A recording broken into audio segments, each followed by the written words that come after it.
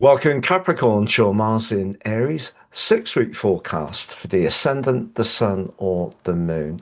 From April the 9th through to May the 18th, Mars is coursing through its home sign of Aries. But what does that mean for you specifically, Capricorn? I'm going to share your event chart, which shows Mars in house 4, but also when he arrives, the event chart is going to give us a lot of insights to what you can expect over the next 6 weeks. I'll then go through each of the aspects Mars forges during that period of time. At the end of the video, you'll have a clearer understanding of what's in store in terms of energy, work, relationships, and finance. I'm astrologer Patrick Arundell. A very warm welcome. If you've yet to subscribe to the channel, please do so now to help it to continue to thrive. So on the screen, Capricorn, your event chart. And there's Mars on that fourth house cusp. 0 degrees, the very start of the entire zodiac, the vernal point. Mars is about action. The fourth house can be about where we live, how we live there, and who with, but it can also be about the emotional dimension too. Now, your ruler Saturn rejoined this part of your chart in the middle of February. You also have the dreamy Neptune, the Sun, and the healer Chiron. But if we look at the bigger picture of the chart, we can see the sun is in a square with the moon in your zodiac sign as Mars arrives. And that's because there's a quarter moon. And the backdrop energy for that lasts a week. So the first week that Mars is in Aries, that quarter moon is in action. What does it mean? Well, for you, the sun in the fourth house is about emotion. The moon in the first house can be very much more to do with our personal perspective. So, as much as you're very attuned naturally to being pretty shrewd in your approach, it may be that if something around your home or personal life isn't quite how you want it, it's possible that you could feel a bit more outspoken over that first week. The moon is also in an opposition with Jupiter, which continues brilliantly in your sector of relationships. However, the sun links to Jupiter as well. So the sun's forging a T square. So it suggests that when it comes to keeping a balance between what you need as an individual, the generosity of spirit that Jupiter encourages you to have in the seventh house, but also what you need to do to be protective around that home and family situation could be a little bit of a juggle over the next 6 weeks. How do you deal with it? Well, Jupiter can be very positive. It's perhaps just staying a bit more earthed. And that might seem a strange thing to say when the fourth house energy is more emotional and the host is quite fiery. But what I mean by being earth is take it down to the root of your very being. And that is where Mars starts that journey on that fourth house cusp. But just to say that in astrology, Mars, when he makes his way through the sign of Cancer, is known as being in his fall. So in your zodiac sign, Mars is exalted, in Cancer, the fall. And the fourth house has an echo of Cancer. So you may find that your emotions are a little bit up and down. Mars can be a bit grumpy in the fourth house. And obviously, the sign of Aries can get a bit more frustrated more easily. It's about making things happen quickly, but the fourth house is about our inner world and also our immediate environment and potentially our physical home as well. So Mars here is not perhaps from the house viewpoint the best of locations, but for you it can certainly give you a lot of motivation if you want to make some physical improvements to where you live, for sure. The other thing to tell you about the starter chart is that Mars has emerged from a 6 weeks journey in Pisces, which began on the 2nd of March. And that was really urging you to be perhaps more outspoken, more physically active. But because Mercury has been in a retrograde, or also a pre-retrograde shadow, a post-retrograde shadow, I don't think things have been running that smoothly. Now, the great news is that Mercury goes or emerges from its post-retrograde shadow on the 9th of April, just as Mars moves into Aries.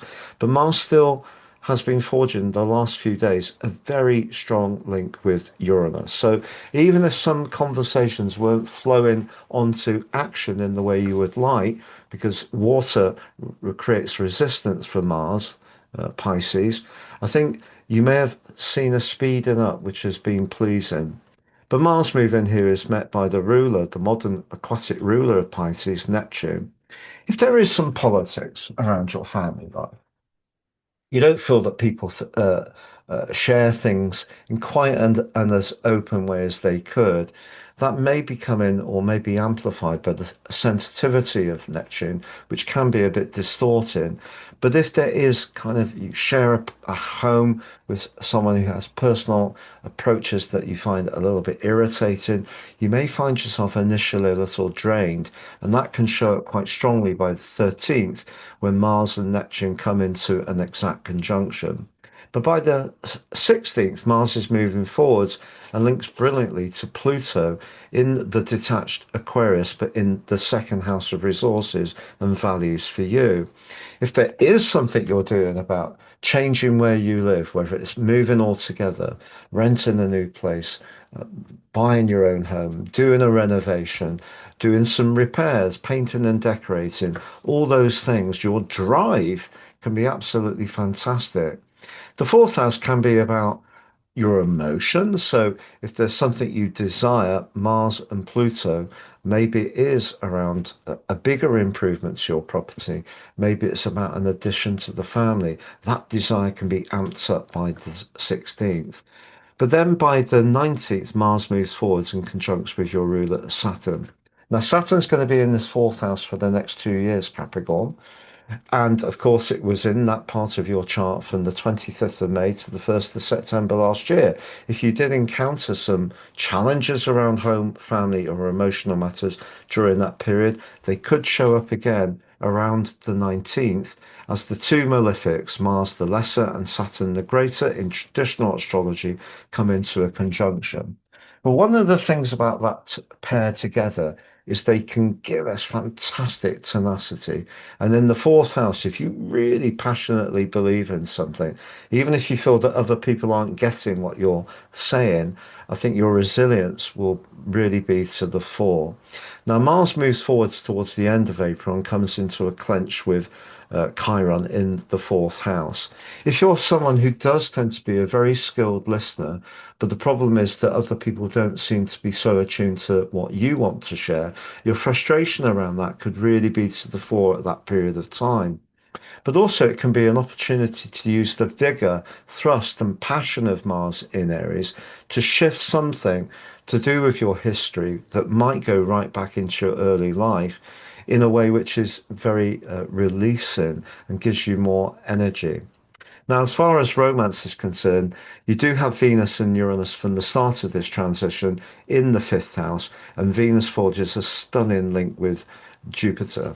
If you're lucky enough to have someone that you're connecting to at the current time and you meet someone over the next 6 weeks where you feel very comfortable at an emotional level, so you don't feel the need to speak, can just be quite content being peaceful, or you're wanting to spend time in a location which gives you an opportunity to have more peacefulness and quiet, then that wonderful link between Venus and Jupiter suggests if you are in simpatico in that way, you really could be onto something, because the fourth house energy, Mars can just make you a little bit frustrated if people are not tuning into you, particularly for someone who always tends to be there for others. That's something you're going to resist, and Mars is good for that. It's going to help you to push back and say, no, that's your problem.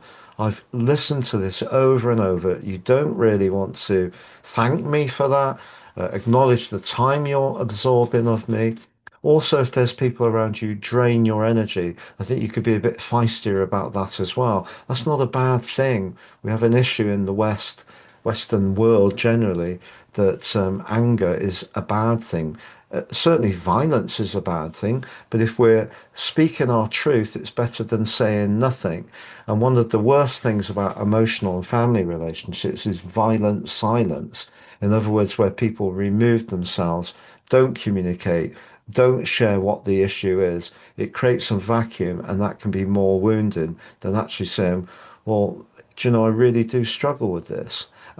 So I think Mars is encouraging you to be a bit bolder about sharing your emotional truth. But by the end, sorry, of April and into the start of May, Mars forges a square with Jupiter. And maybe is that will be a time again when there could be perhaps quite a frank encounter, but it could help to clear the air. So I think see Mars in the fourth house as being an asset. It's at home, but it's asking you to be in touch with your feelings. If you're a very practical person and perhaps quite private, that might not come so naturally to you. But around really important relationships, if someone is blocking, deferring, not being very availing, it's certainly a time to get that root, the foundational part of your situation working that much more peacefully. Now, I'm going to summarize those four areas of work: energy, relationships and finance. But just to say, if you've yet to watch your April monthly forecast, Capricorn, it's on the screen now. Your Libra full moon on the screen. We've reduced the price of the horoscope reports. You can get three for the price of one. Please see the link below for more. The same products, they're great quality, totally unique to each person, but we're recognizing with the volatility in the world, people's costs are going up. We're trying to make it more accessible to you. If you'd like to work with me one-to-one, please see my testimonials below. And if you haven't yet signed up for your free daily horoscope, do so now, please, and get your celestial pit stop fired to your device each morning. So, to summarize, I think if you're lucky enough to be related to someone where emotionally you feel very comfortable, but there's also that attraction and fun, you're really onto something. When it comes to your professional situation, the atmosphere where you work is just as important in your personal life. If you're not enjoying it, if it is, very cool, not very warm and nurturing, and you do crave for something better, look for another job. Use Mars's thrust to change things. As far as finance is concerned, you do have Venus, the planet of finance, and Uranus in your planet of your sector of speculation, and Mars, having just moved out of the third house of quick communication, suggests that something may be fermenting that's really positive. Pluto in the second house could see you make money or do well around some kind of refit or improvement to a property.